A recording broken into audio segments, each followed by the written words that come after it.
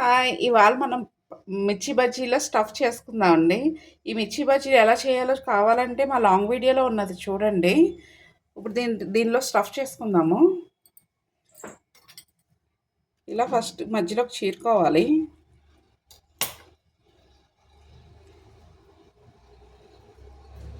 పచ్చి ఉల్లిపాయలు వేసుకోవాలి. చిన్న చిన్న ముక్కలుగా కట్ చేసుకొని పచ్చి ఉల్లిపాయలు వేసుకున్నాక లైట్గా కొత్తిమీర వేసుకోవాలి. పల్లీలు వేసుకోవాలి. చాట్ మసాలా, జీలకర్ర పౌడర్, లైట్గా సాల్ట్ వేసుకోవాలి. ఇప్పుడు దీంట్లో నిమ్మకాయ పిండుకోవాలి.